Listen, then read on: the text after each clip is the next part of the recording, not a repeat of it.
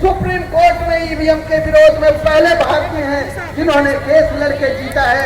मैं जोरदार ताली से उनका स्वागत करता हूँ। साथियों, आज हम सब लोग पिछड़े वर्ग के लोग यहाँ आए हैं।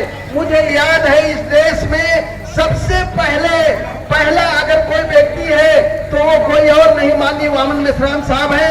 उन्होंने कहा कि भारत में ओबीसी की जनगणना होनी चाहिए। इसके लिए हजारों सभाएं किए हैं, देश भर को समझाया। किस देश में जिस तरीके से शेड्यूल कास्ट शेड्यूल ट्राइब का गिनती है, ऐसा ही पिछड़े वर्गों की गिनती भारत में होनी चाहिए।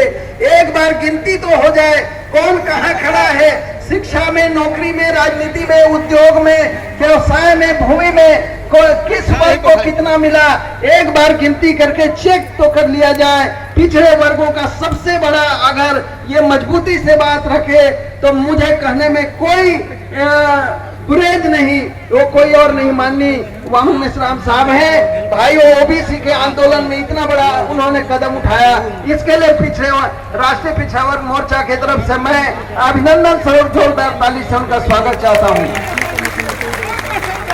भाइयों, हमारे बीच में कार्यक्रम के उद्घाटक परम सम्मानीय दाऊ नंद कुमार बघेल जी, राष्ट्रीय अध्यक्ष अखिल भारतीय कुर्मी महासभा हैं। जैसा कि आपको पता है, भारत में पिछड़े वर्गों में सबसे बड़ी संख्या रखने वाला जाति, अगर जाति की व्यवस्था के आधार पर कहें तो वो कुर्मी समाज है। अलग अलग नामों से जाना जाता है। महाराष्ट्र में कुणबी है, पाटीदार है, गुजरात में पाटीदार है, उत्तर प्रदेश में पटेल है, हमारे छत्तीसगढ़ में बघेल है, 24 उपजातियां हैं, चंद्राकर हैं। सभी का मूलतः जाति कुर्मी है और ओबीसी में सबसे बड़ी संख्या रखने वाला जाति कोई और नहीं, कुर्मी समाज है।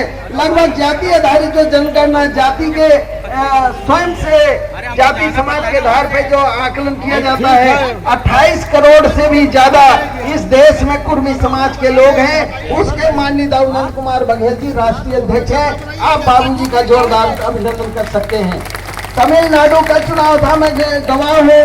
आज तमिलनाडु में एम.के. स्टालिन की जो सरकार है, उस चुनाव में बाबूजी तमिलनाडु में थे और वहाँ 1,25,00,000 कुर्मी समाज के लोग हैं। वहाँ का जनगणना बाबूजी को बताया गया।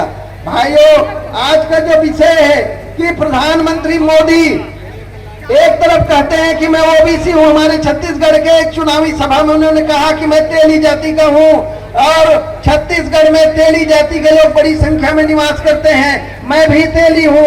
और हमारे तेली जाति और समाज के लोगों ने उनके बातों में आकर 11 में 9 लोकसभा सीट दिया और वही प्रधानमंत्री आज हमारे ओबीसी की जाति आधारित गिनती नहीं होना चाहिए लिखित हल्फनामा सुप्रीम कोर्ट में दे रहे हैं। हम कैसे यकीन करें कि ये ओबीसी का प्रधानमंत्री है? इस देश में आज ओबीसी के साथ लेस मात्र न्याय नहीं हो रहा है और दूसरी तरफ कहा जा रहा है कि ओबीसी का प्रधानमंत्री है। ये धोखाधड़ी देश के अंदर किया जा रहा है। अगर ओबीसी का प्रधानमंत्री है, आधा से ज्यादा आबादी ओबीसी का भारत में है, तो ओबीसी के शिक्षा के लिए, नौकरी के लिए, रोजगार के लिए, उद्योग के लिए, भूमि के लिए, इस देश में ओबीसी की जनगणना के लिए ईवीएम, पूरा देश का ओबीसी चाहता है कि ईवीएम को हटा के बैलेट पेपर से चुनाव कराया जाए। अगर हमारे प्रधानमंत्री ओबीसी के हैं तो ओबीसी की आवाज अभी तक उन्हें सुनना चाहिए था और इसका निराकरण करना चाहिए था।